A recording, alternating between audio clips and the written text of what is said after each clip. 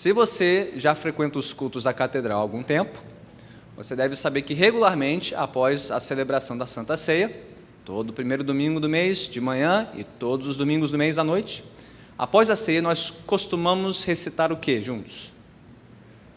O Credo dos Apóstolos, né?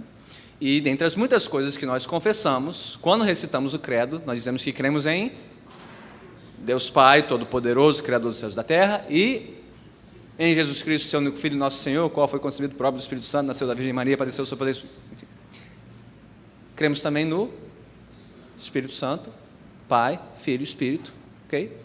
E logo depois nós confessamos o quê? Que cremos na Santa Igreja de Cristo. Por quê?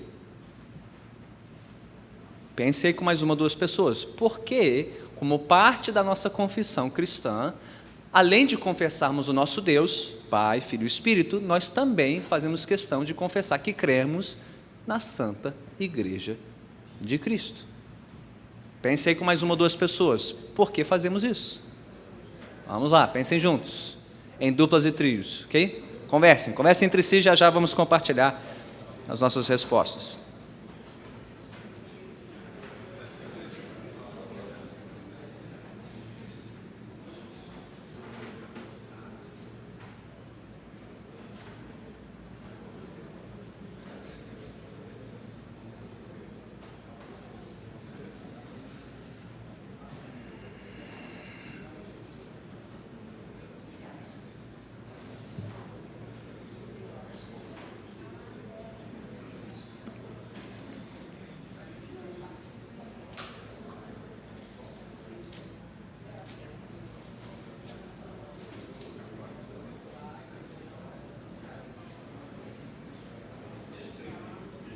Mais alguns segundos.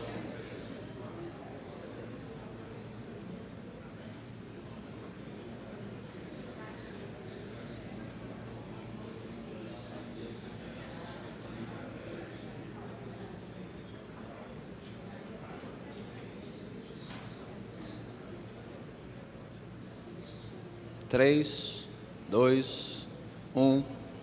Tempo. Por que nós confessamos que cremos na Santa Igreja de Cristo? Alguém? Porque é o povo eleito, é o corpo de Cristo.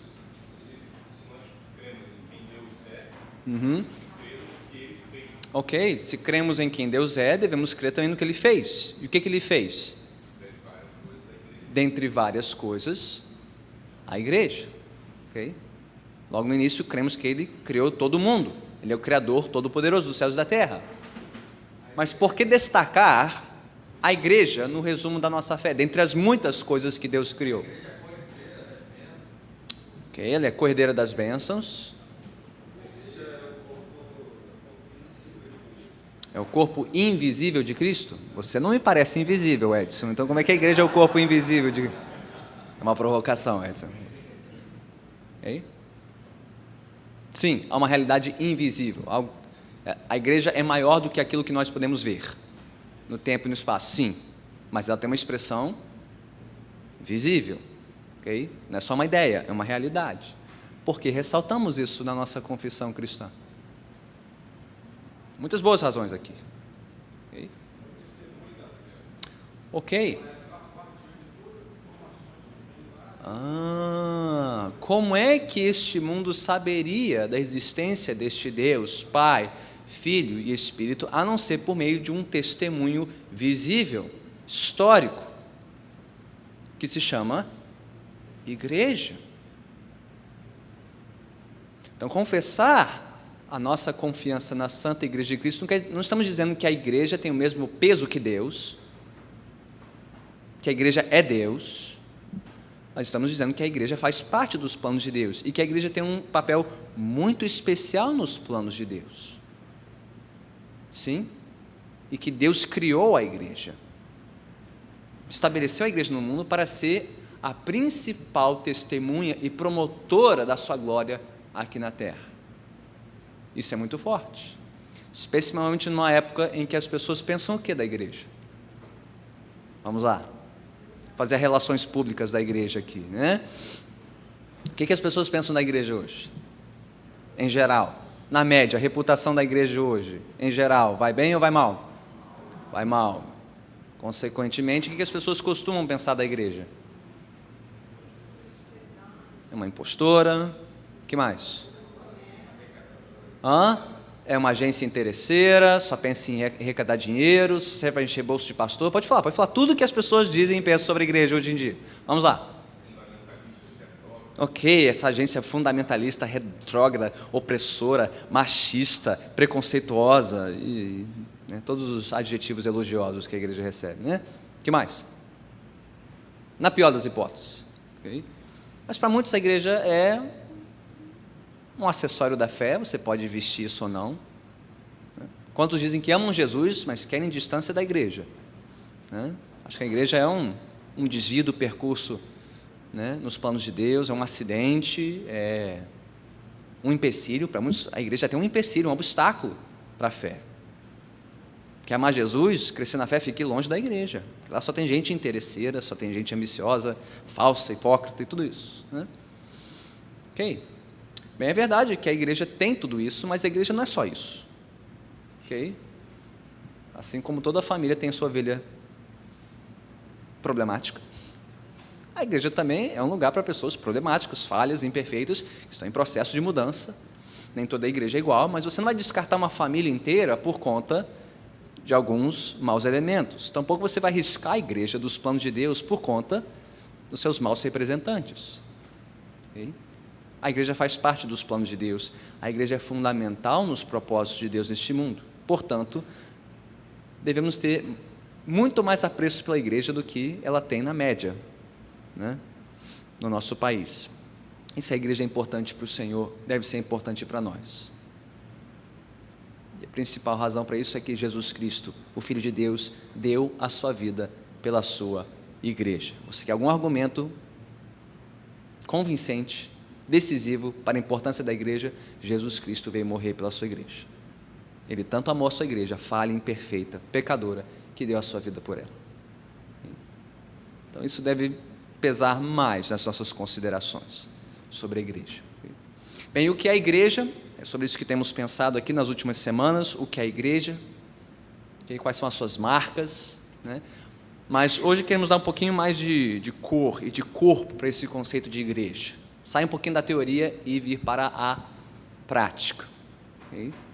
Porque, como todo mundo deve saber aqui, nem toda igreja que se chama igreja é igreja de fato, e nem todas as igrejas são igualmente fiéis aos planos de Deus, igualmente saudáveis. Então vem a pergunta: do que consiste uma igreja fiel, uma igreja saudável? Conversem entre si, com mais uma ou duas pessoas, ok? E respondam a pergunta juntos: do que consiste uma igreja fiel, uma igreja saudável? Vamos lá, conversem entre si.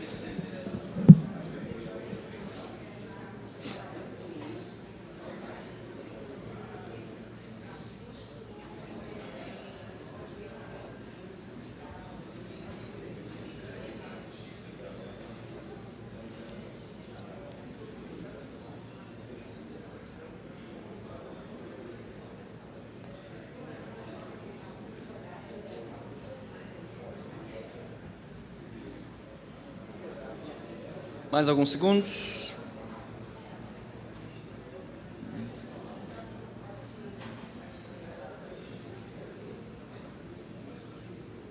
Três, dois, um. Tempo. Do que consiste uma igreja saudável e fiel à palavra? Qualquer um de cada vez. Ok?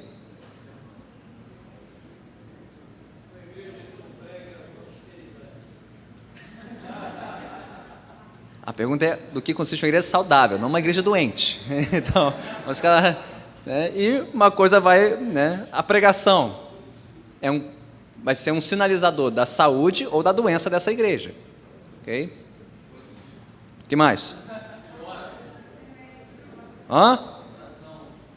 Oração. O que mais? Comunhão.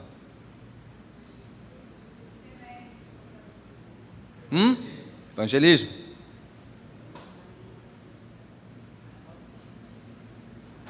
O que mais?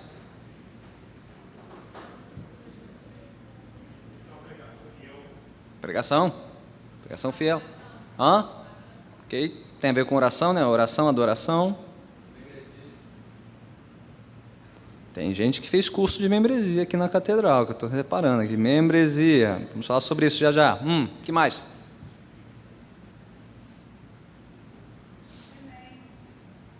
Ok? Temor a Deus. O que mais? Discipulado. O que mais? Discipulado, disciplina. O que mais? Louvor. O que mais?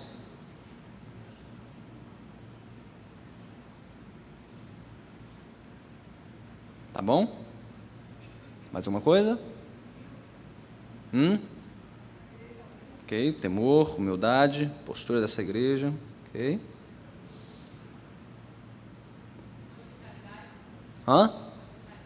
Hospitalidade, comunhão, né? Hospitalidade. Mais alguém? Hospitalidade, caridade. Que sentido de caridade?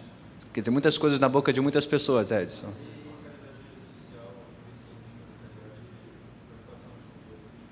Ok, tem a ver com comunhão, generosidade, serviço? Serviço, ok. Que mais? Sã doutrina, pregação, né? Doutrina.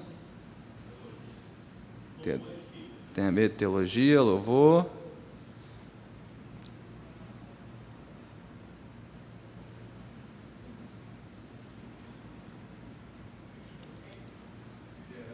Liderança, só faltou. Eu dei a chance, mas só faltou o quê? Liderança, ok? Ok, tudo isso e mais um pouco, ok? Todos de acordo? Alguém está em desacordo com algum item aqui? Não, isso não deveria estar aí. Todos de acordo? Ok? Fábio, fale agora ou cale-se para sempre.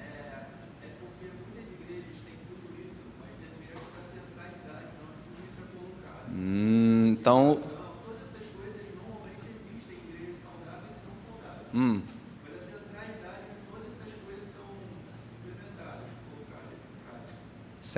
o que você quer dizer com centralidade?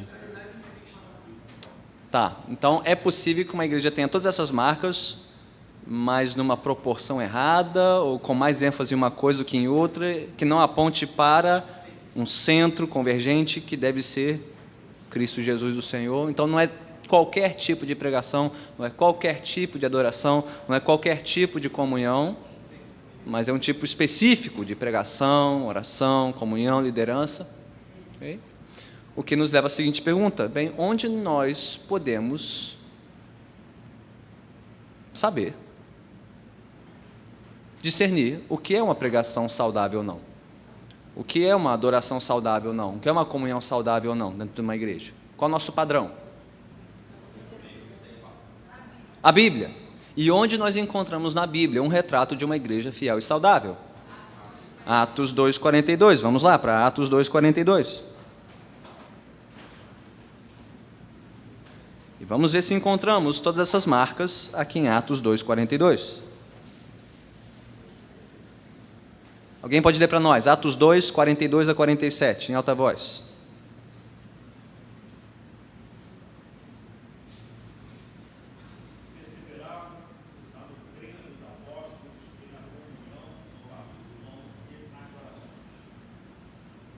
Até o 47, por favor, Léo.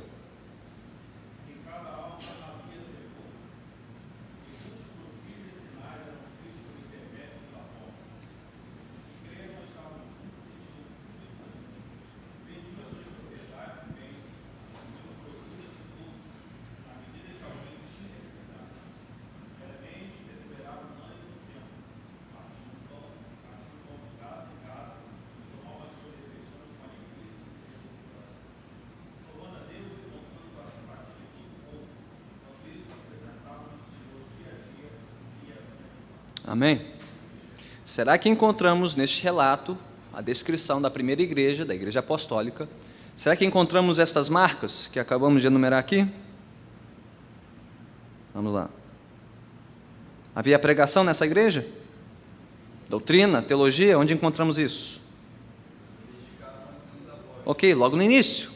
Eles se dedicavam ao ensino dos apóstolos. Ensino, doutrina, teologia, ok. Havia oração, adoração, louvor nessa igreja? Sim, aonde? A partir do pão e as orações, versículo 42. Versículo 47. O que diz? Ok, louvavam a Deus. Havia comunhão, hospitalidade. Aqui, onde vemos isso no texto? 46. Ok, se reuniam. Aonde? No pátio do templo, só lá? Ah, de casa em casa, hospitalidade. Ok? E faziam o que lá? Ok? Partiam pão, refeições, generosidade, serviço mútuo. Ok? Havia evangelismo. Sim?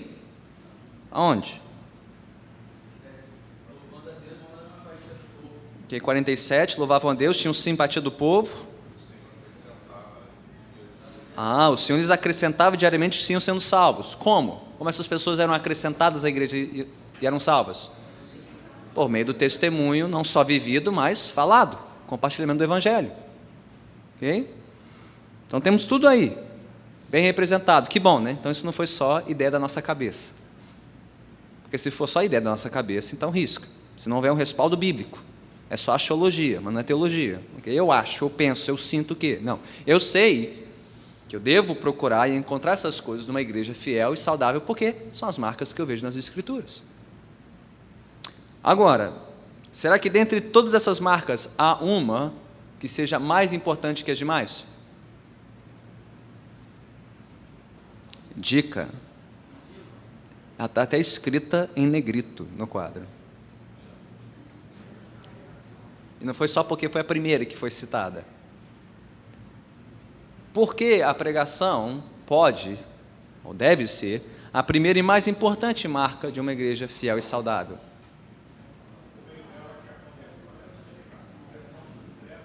Ok, é por meio dela que vem a conversão, a salvação, o que mais? E a santificação dos crentes. Ela salva os perdidos e edifica os salvos. Fé vem pelo ouvir. Conhecimento de Deus vem por meio dela. Nós acabamos de dizer que nós precisamos de um critério, de um padrão para saber se a adoração dessa igreja é correta ou não. A comunhão é saudável ou não. A liderança é fiel ou não. Como eu vou saber? Onde eu vou encontrar as respostas para essas perguntas? Na Bíblia. Portanto, nós precisamos de um padrão, de um fundamento. E este fundamento é a palavra de Deus. Okay? E, portanto, é a primeira e mais importante marca de uma igreja. O autor de Atos 2 concorda? Sim? Como nós sabemos disso? Eu creio que tudo que Lucas escreveu aqui é importante. E eu creio que a ordem na qual ele escreveu é importante. E qual é a primeira coisa que ele menciona? Por que Lucas menciona, dentre tantas coisas como comunhão, hospitalidade, generosidade, louvor, sinais, maravilhas, por que ele menciona primeiro, em Atos 2,42, eles se dedicavam ao ensino dos apóstolos? Por que priorizar pregação, doutrina? Porque é a base. Exatamente, porque é a base de tudo. Então, se você já teve que desenhar uma casa, ou se você já brincou de bloquinhos, né, e teve que construir uma casa, ou se você literalmente já construiu uma casa do zero, você sabe que a primeira e mais importante coisa de uma casa é o quê? É o alicerce. Por quê? Se ninguém mora dentro do alicerce, se quase ninguém vê o alicerce quando passa pela porta de uma casa, por que que o alicerce é a parte mais importante de uma casa? Porque sustenta todo o resto, e se o alicerce estiver comprometido, se a fundação estiver rachada, o que vai acontecer? Mais cedo ou mais tarde, você vai começar a ver as rachaduras na parede, afundamento de solo, e não importa quão bonita a casa seja, quão bem mobiliada ou ocupada, se a fundação estiver comprometida, toda a casa está comprometida. É diferente com a igreja? Não.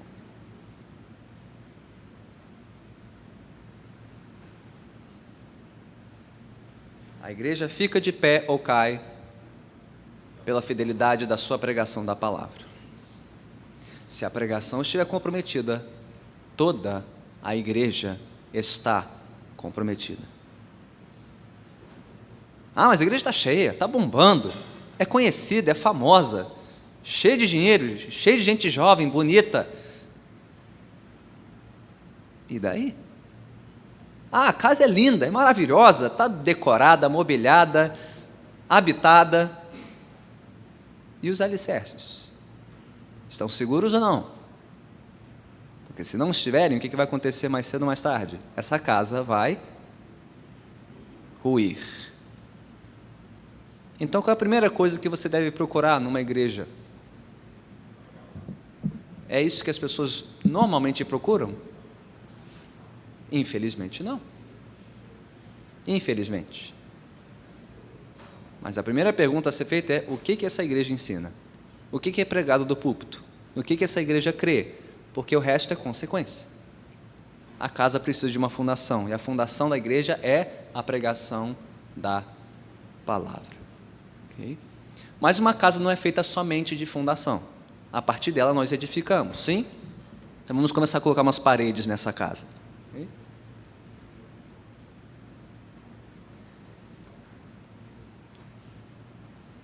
O que está edificado sobre esta palavra, sobre a pregação da palavra? E pelo menos duas coisas. A sua adoração, que fala da nossa vida com Deus, e a nossa comunhão, que fala da nossa vida uns com os outros. Sim? Vida com Deus e vida uns com os outros. Vemos isso no texto? Ainda no versículo 42, eles se dedicavam ao ensino dos apóstolos, pregação, base, doutrina, teologia, evangelho, e a partir daí faziam o quê?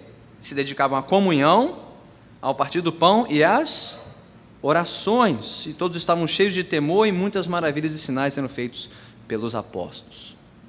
E Lucas vai destrinchar isso mais adiante, ok?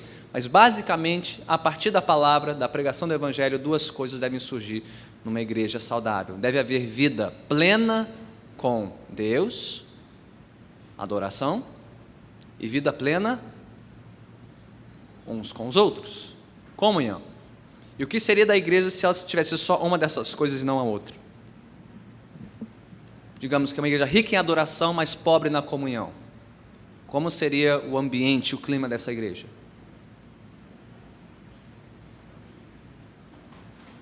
Haveria mais reverência ou mais fervor, afeto?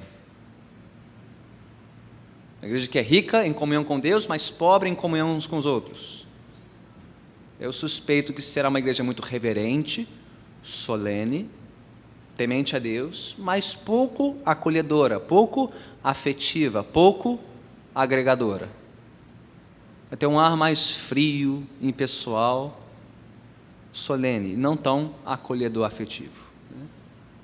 E uma igreja que é o inverso, que tem muita comunhão uns com os outros, mas pouca comunhão com Deus. Qual vai ser o clima dessa igreja?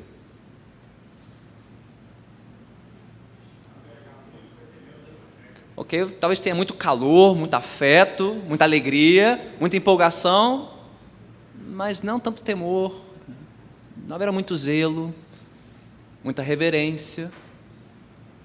Pergunta: tem que ser uma coisa ou outra? Sim ou não? Tem que ser uma coisa ou outra? Pode ser uma coisa e outra? Deve ser uma coisa e outra. Por quê? O que mostra o texto?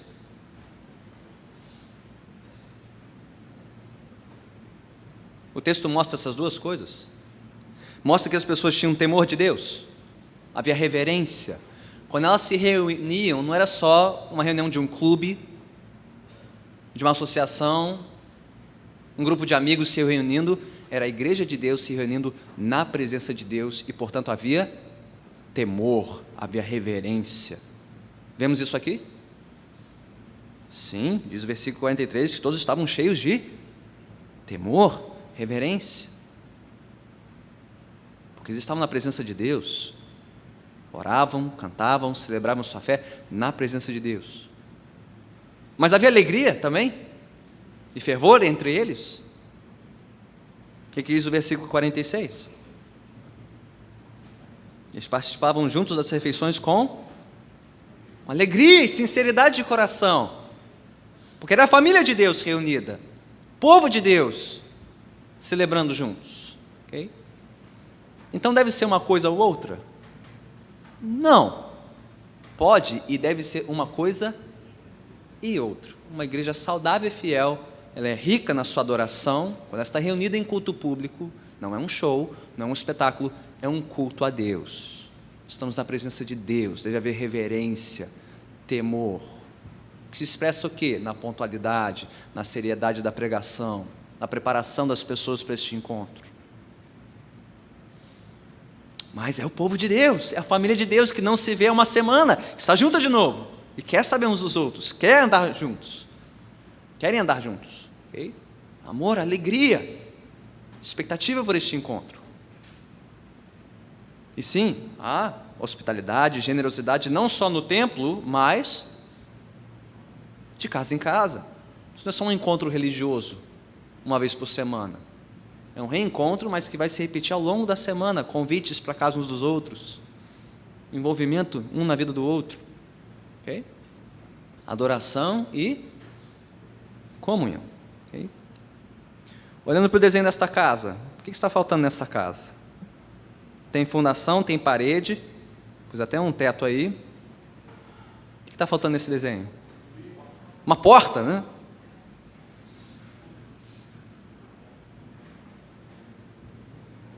Toda casa tem porta. A igreja tem porta? É uma porteira aberta, escancarada? Ou uma porta fixa, bem sinalizada? Muita discussão sobre isso. Tem gente que acha que não, a porta da igreja tem que ser a mais aberta, ampla e escancarada possível. Entra quem quiser, como quiser, para fazer o que quiser aqui dentro. É assim com a porta da sua casa? Então, por que seria diferente com a porta da casa de Deus?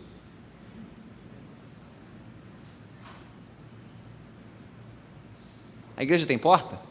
Não só porta, mas uma porta. Um lugar de entrada, um lugar bem sinalizado e designado. Pode entrar por essa porta quem? Isso fala sobre o quê? Quem pode entrar na igreja? Literalmente, pertencer à igreja. Não só visitar a igreja, frequentar a igreja, mas pertencer à igreja. Os salvos, os discípulos de Jesus. Sim?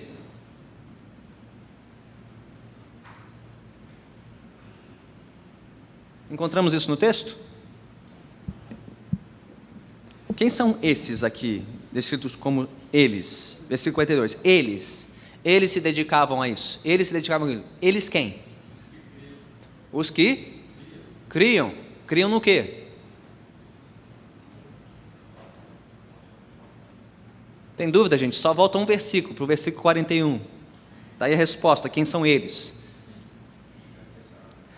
Os que aceitaram a mensagem, leia-se, os que se arrependeram dos seus pecados, creram no Evangelho se renderam à mensagem pregada por Pedro, esses e foram batizados, estes foram acrescentados à igreja.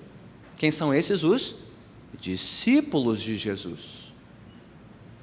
E quem pode ser identificado como um discípulo de Jesus? Alguém que se arrependeu dos seus pecados, crê no Evangelho a ponto de ser batizado e dá fruto de arrependimento, sim? Então, uma igreja fiel, saudável, deve receber qualquer um que entra pelas suas portas como membro? Uma igreja fiel e saudável pode receber qualquer um. O que essa igreja precisa saber sobre esta pessoa? Eu quero ser membro dessa igreja. Que tipo de pergunta a igreja, especialmente a liderança dessa igreja, deve fazer a essa pessoa? Você é crente? Você crê em Jesus? Qual Jesus? Porque tem vários aí, tem os genéricos e tem o genuíno, né? Em que evangelho você crê? Que mensagem você ouviu? Na qual você creu? Você está arrependido dos seus pecados? Você dá fruto de arrependimento? Se eu perguntasse aos seus familiares se você é crente, eles lhe levariam um susto. Quem? Ele? Não! E se os seus familiares não estão convencidos de que você é crente, por que nós deveríamos estar convencidos de que você é um crente?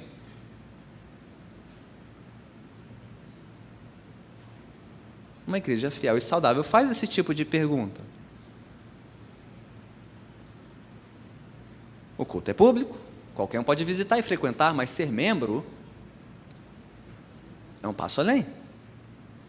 Porque a igreja é a comunhão dos discípulos de Jesus, dos salvos por Jesus, dos que são discípulos, querem crescer como discípulos e aprender a fazer novos discípulos. Sim? Pergunta, na média, é isso que as igrejas no Brasil são hoje? Uma comunhão de discípulos de Jesus que vivem como discípulos e querem fazer novos discípulos? Então é igreja? Então não é mais igreja. Porque a igreja de Jesus é a comunhão dos discípulos, que vivem como discípulos, querem crescer como discípulos e fazer novos discípulos. E o que acontece quando a igreja não pratica isso, não entende isso? Ela adoece. Quando a igreja passa a reconhecer pessoas que não são discípulos de Jesus. Recebe pessoas que não são discípulos como se fossem discípulos.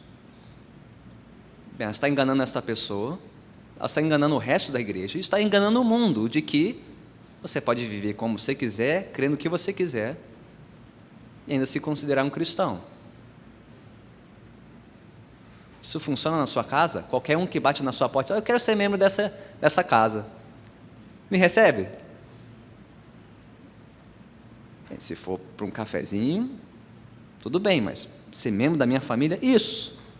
E quem é você? Porque eu preciso saber se eu posso te receber como membro da minha família ou não. Okay? A igreja deveria ser mais ou menos criteriosa. Digamos que alguém bate na porta da sua empresa, onde você trabalha dia 2. Eu quero trabalhar nessa firma. Dá um emprego? Bem, quem é você? Ou digamos que eu apareça nos Estados Unidos, sendo que eu quero ser cidadão dessa nação. Acho que eu sou cidadão desse país. O que o presidente de lá vai dizer para você?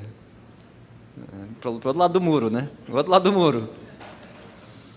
A igreja deveria ser menos criteriosa que uma firma? Menos criteriosa que um governo nacional? Ou mais criteriosa? Por quê? Porque é a casa de Deus. É o povo de Deus, é a família de Deus, é a embaixada de Deus neste mundo. Então nós deveríamos levar com maior seriedade, não menos seriedade, a admissão na igreja. E a igreja que não faz isso, transforma a igreja numa bagunça, numa baderna. O que explica boa parte da igreja hoje no Brasil. Então a igreja tem uma porta de entrada, se chama o Evangelho, as boas novas de Jesus. Para aqueles que se arrependem, creem, então testemunho disso, sendo batizados, podem ser recebidos, admitidos como membros. Okay?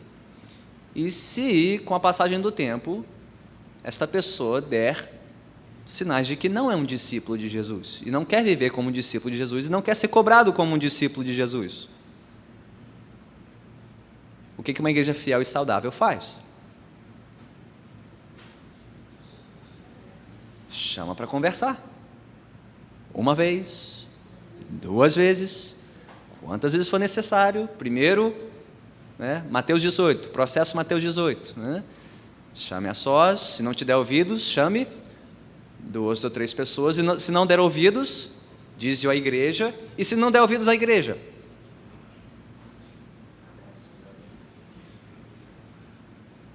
a mesma porta que recebe é a porta que convida a...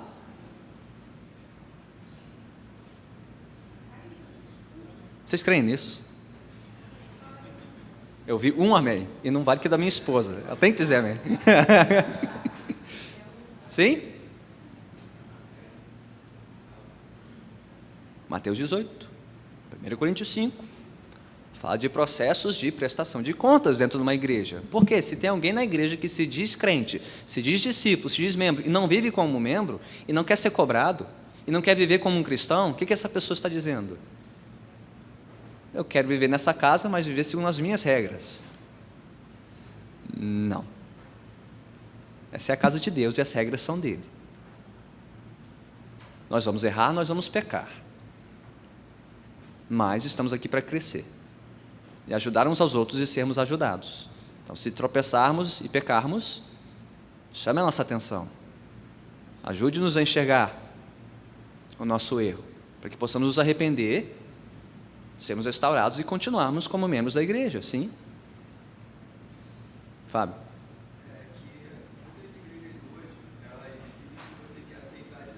Uhum. Uhum.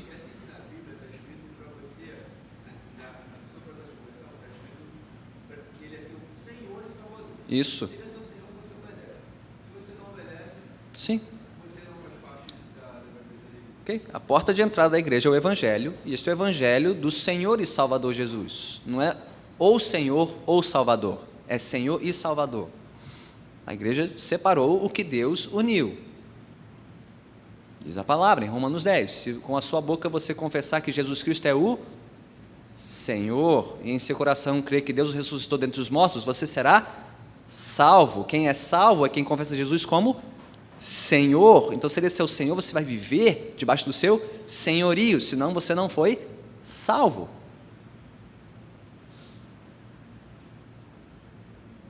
Sim? Mas a igreja que não prega esse evangelho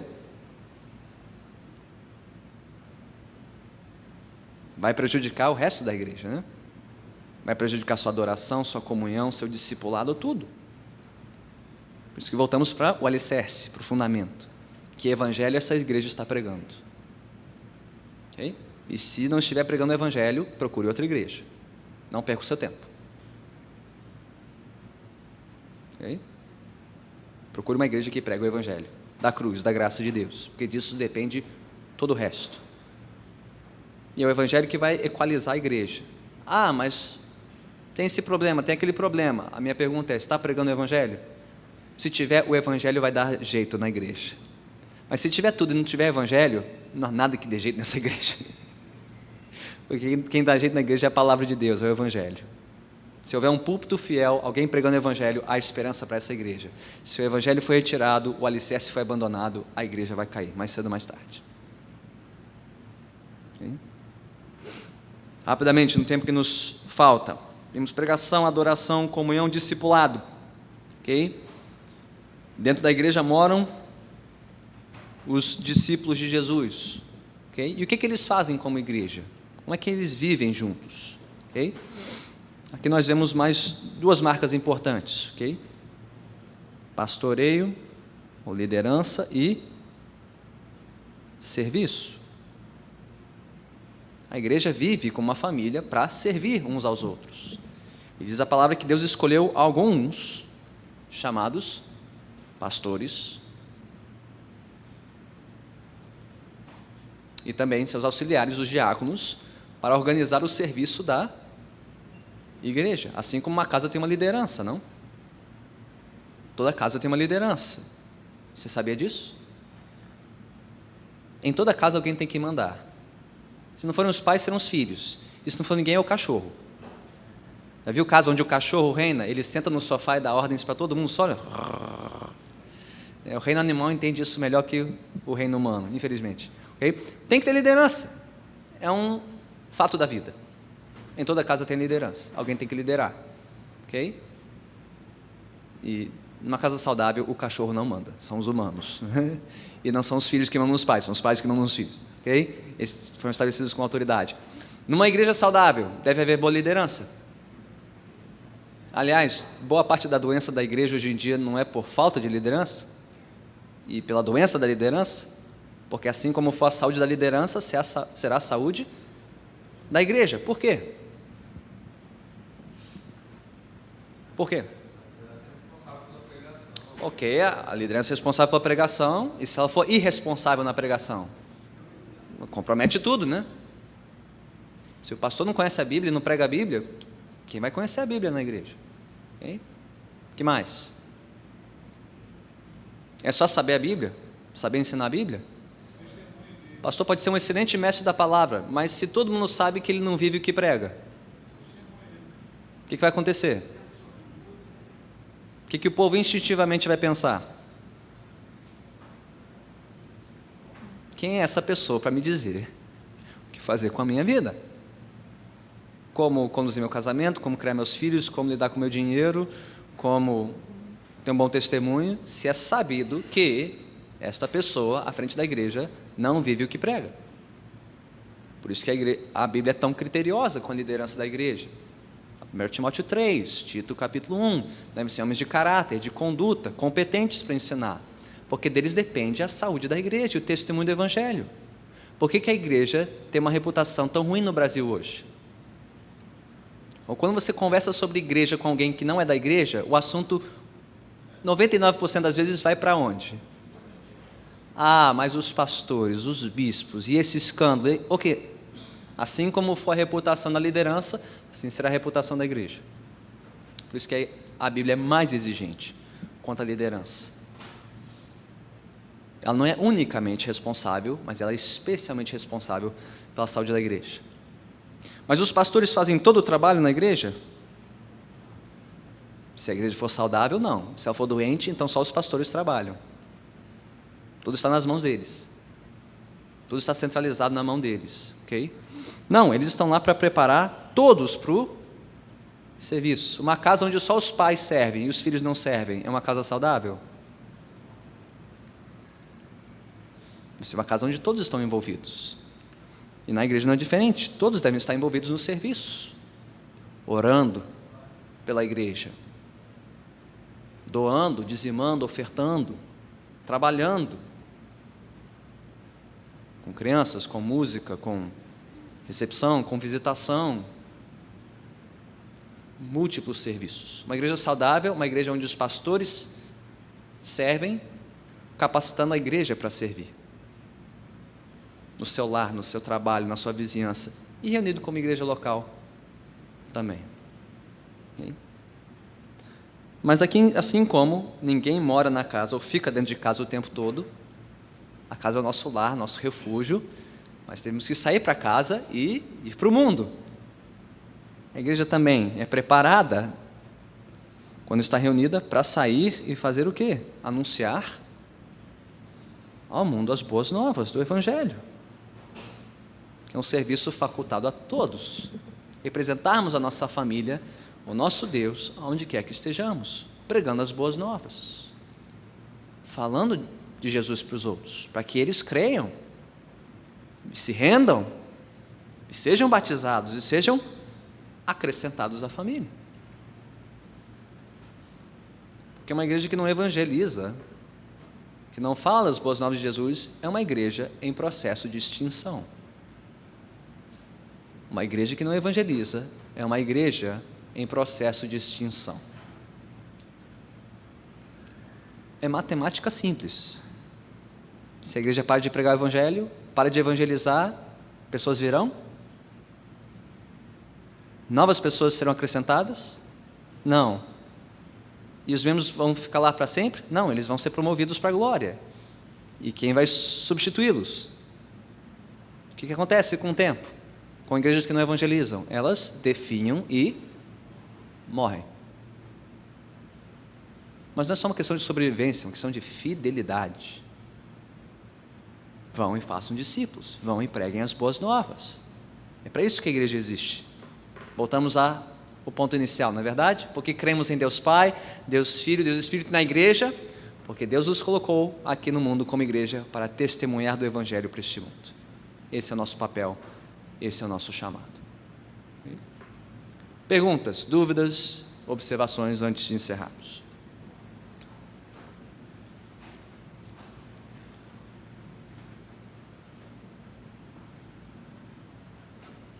Não?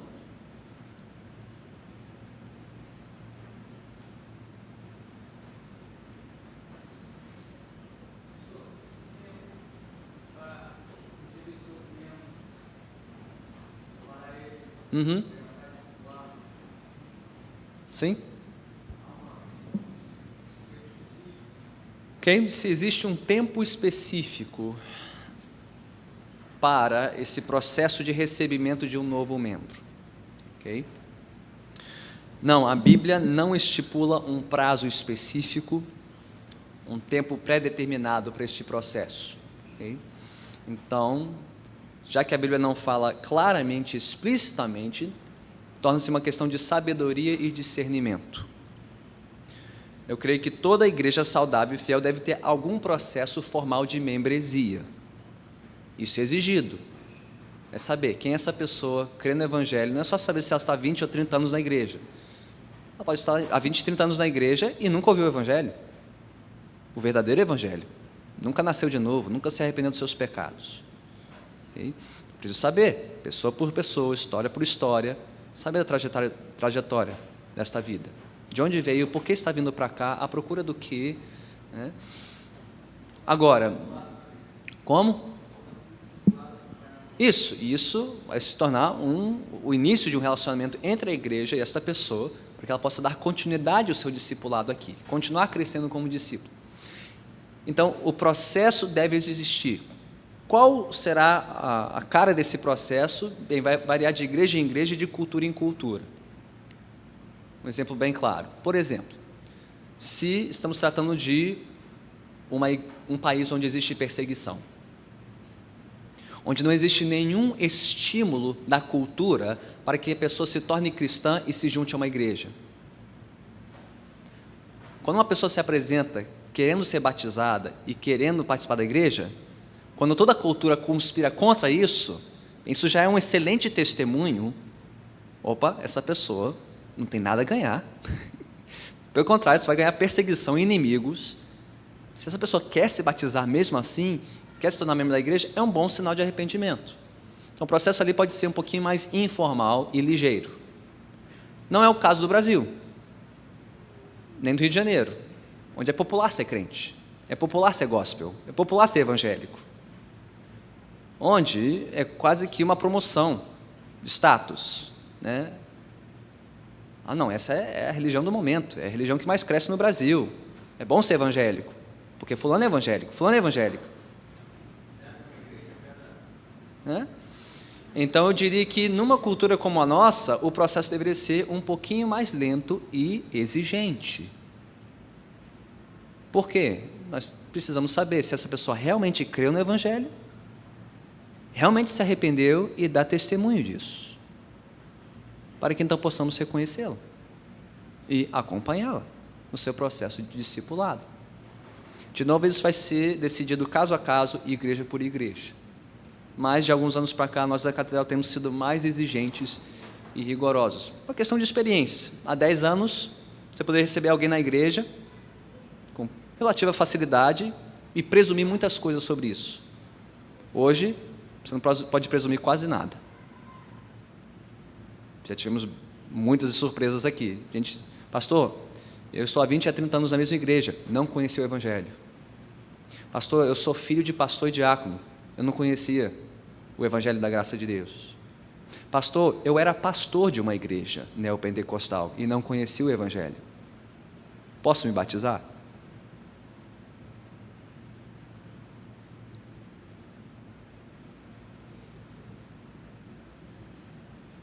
Então, é caso a caso. É vida por vida.